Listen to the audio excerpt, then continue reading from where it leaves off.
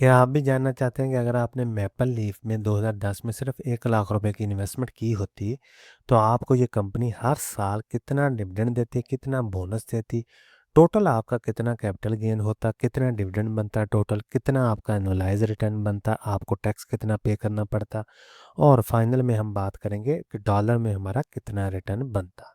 Complete information होगी इस video में। शुरू करते जी। तो मैपल लीफ सीमेंट जो कंपनी है इसकी हम केस स्टडी करेंगे लमसम इन्वेस्टमेंट करके। तो 2010 में हम जनवरी के महीने में 1 लाख रुपए इन्वेस्ट करेंगे। जनवरी के महीने में इसकी प्राइस थी 3.67 रुपीज़। ठीक है जी। तो शेयर हमें मिलते हैं जी 27,248। तो लमसम हम इन्वेस्टमेंट करेंगे, जिस इसके बाद हम देखेंगे कि हर साल इस कंपनी ने हमें क्या कुछ दिया है, और फिर हम बात करेंगे फाइनल रिटर्न समरी की। तो 2010 में हमने इन्वेस्टमेंट कर दी इसमें। 2011, 12, 13, 14 हमें इसने ना कोई डिविडेंड दिया ना कोई बोनस दिया। फिर जाके 2015 में इस कंपनी ने हमें 2 डिविडेंड दिए। पहला डिविडेंड दिया 1 रुपया पर शेयर के हिसाब से, फिर दूसरा दिया 1 रुपया पर शेयर के हिसाब से, जिसकी वैल्यू बनती है 27,000 रुपया और 27,000 रुपया, जो कि हमने डिविडेंड की मद में रिसीव किया। फिर इस 2016 में भी ये कंपनी हमें 2 डिविडेंड दे देती है, 1.5 रुपीज़ और फिर 2.5 रुपीज़ पर शेयर के हिसाब से, जिसकी वैल्यू बनती है 40,000 रुपया और 68,000 रुपया, जो कि हम डिविडेंड की मद में ले लेते हैं। फिर 2017 में ये कंपनी हमें 2 डिविडेंड देती है, 2 रुपये का और 1.75 रुपीज़ पर शेयर के हिसाब से, जिसकी वैल्यू बनती है 54,000 रुपया और 47,000 रुपया, जो कि हम डिविडेंड की मद में ले लेते हैं। फिर 2018 में भी ये कंपनी हमें 1.5 रुपीज़ और 1 रुपीज़ पर शेयर के हिसाब से 2 डिविडेंड देती है, जिसकी वैल्यू बनती है 40,000 रुपया और 27,000 रुपया, जो कि हम डिविडेंड की मद में ले लेते हैं। आगे हम चलते हैं 2019 में। तो 2019 में ये कंपनी हमें 0.5 रुपीज़ पर शेयर के हिसाब से डिविडेंड देती है, जिसकी वैल्यू बनती है 13,000 रुपया, जो कि हम डिविडेंड की मद में ले लेते हैं।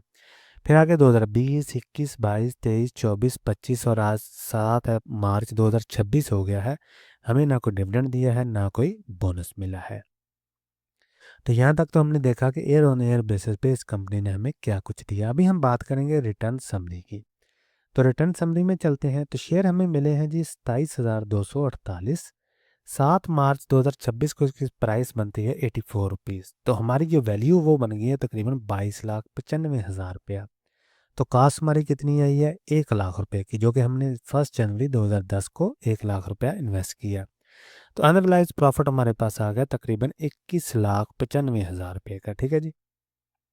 डिविडेंड की मद में हमने आज तक जो रकम ली है वो 3,47,000 रुपया है। ठीक है जी। तो टोटल गेन हमारे पास आ गया 25,43,000 रुपये का, और एनुअलाइज रिटर्न हमारा बनता है 28.30%। ठीक है जी। ये अहम चीज़ है। इसी की बेस पे आप सेम सेक्टर की दूसरी कंपनियों के साथ या दूसरे सेक्टर की कंपनियों के साथ या दूसरी एसेट क्लास के साथ इसको कंपेयर कर सकते हैं। आगे हम चलते हैं जी, टैक्स की बात करते हैं। तो डिविडेंड हमने ले लिया 3,47,000 रुपये का। इस पे हमने 15% टैक्स भी देना है। ठीक है, जो कि बनता है 52,000 रुपया, और आफ्टर टैक्स हमारे पास अमाउंट बनती है 2,95,000 रुपया। कैपिटल गेन की मद में हमने 21,95,000 लिया। इस पे हमने टैक्स दिया। टैक्स के बाद हमारे पास अमाउंट बनती है तकरीबन 18 लाख। ठीक है जी। तो टोटल हमारे पास ग्रॉस में आ गया 25 लाख का। उस पर हमने टैक्स दिया 3,81,000 का। तो आफ्टर टैक्स हमारे पास अमाउंट बन गई 21 लाख रुपए की तकरीबन। यहाँ आपने एक बात जहन में रखनी है कि एनसीसीपीएल की फ़ीस, सीडीसी की फ़ीस, ब्रोकर का कमीशन और कोई भी टैक्स हो वो मैंने ऐड नहीं किया। वो भी थोड़ी बहुत अमाउंट बनती है, ज़्यादा नहीं बनती।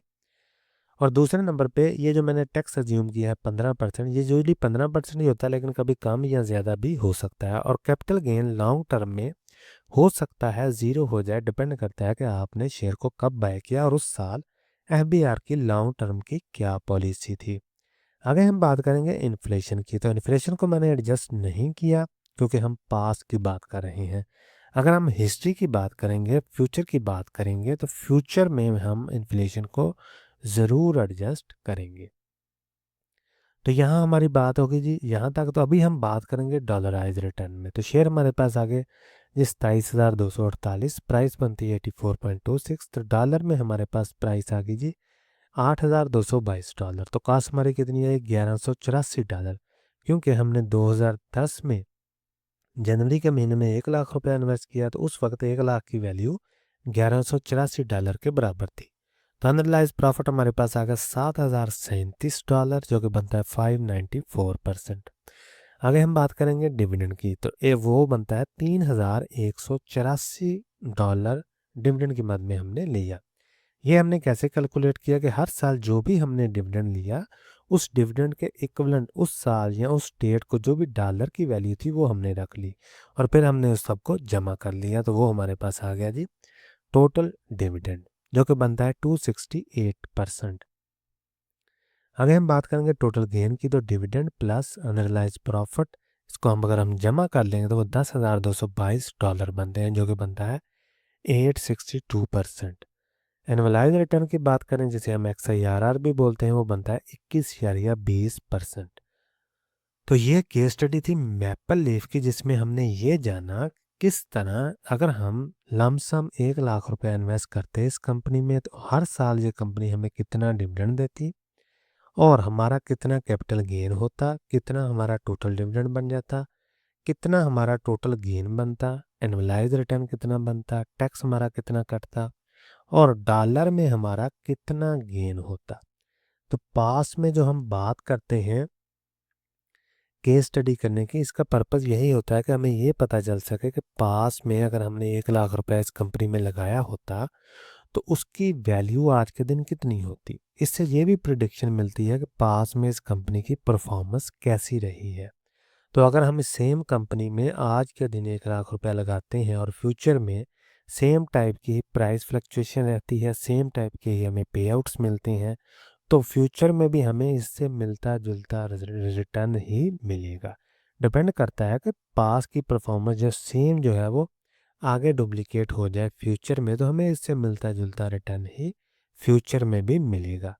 केस स्टडी करने का पर्पज़ मेन जो है वो यही होता है कि हमें पता चल सके कि कंपनी के फंडामेंटल और कंपनी की जो प्राइस फ्लक्चुएशन है पास में कैसी रही है, इसके पे आउट कैसे रहे हैं, इसने हमें कितना डिविडेंड दिया है, इसने हमें कितना बोनस दिया है, कितना इस कंपनी की प्राइस जो है वो इंक्रीज़ हुई है। ठीक है, तो उसी से हमें ये आइडिया होगा कि फ्यूचर में भी अगर कंपनी की सेम टाइप की ही परफॉर्मेंस रहे तो फ्यूचर में भी हमारे जो रिटर्न है वो इससे मिलते जुलते ही होंगे।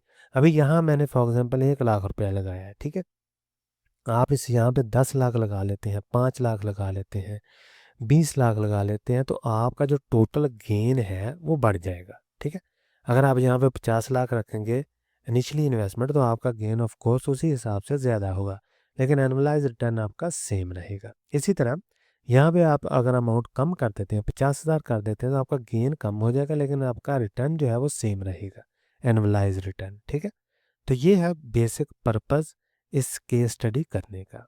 कोई भी सवाल हो कमेंट सेक्शन में ज़रूर पूछे। मिलते हैं अगली वीडियो में, तब तक के लिए अल्लाह हाफिज़।